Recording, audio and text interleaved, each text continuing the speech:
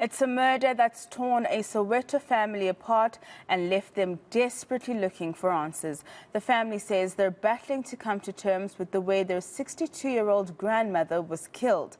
This after her own granddaughter pleaded guilty to the crime. 33-year-old Nomaswazi Tshabalala today told the Palm Ridge High Court how she killed, burnt and buried her grandmother in their backyard in 2019 after a heated argument. eNCA's Manqoba Mchunu was there and filed this report. A cold-blooded killer coming face to face with her family. The victim, her 62-year-old grandmother, who she killed and buried in a backyard in 2019.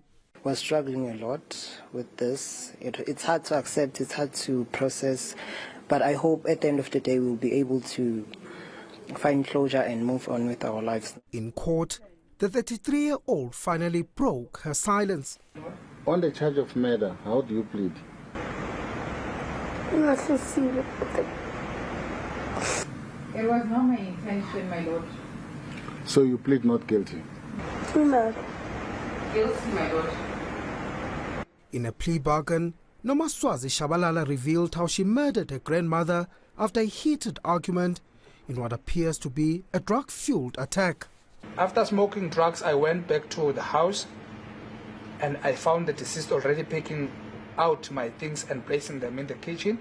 She continued yelling at me and we ended up engaging in a fight. I took a calabash and hit her once on her head and she collapsed. Paragraph 4, I became so frustrated in that I didn't know what to do. I went to my bedroom and I smoked drugs again. After smoking drugs, I went back to her bedroom, in brackets, the deceased, and I find her snoring. I then suffocated her with both my hands until she was emotionless. Tshabalala also pled guilty to stealing her grandmother's bank and SASSA cards and withdrawing over 15,000 rand from her accounts.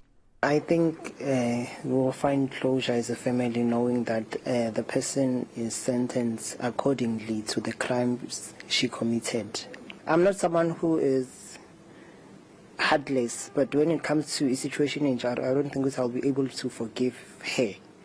Tshabalala sat face down, seemingly crying as the gruesome details of how she killed her grandmother were read in court. The 33-year-old has been found guilty of premeditated murder, and the state says it will be calling for the harshest sentence of life in prison when the matter resumes on the 7th of October. Manqoba Mchunu, Palm Ridge.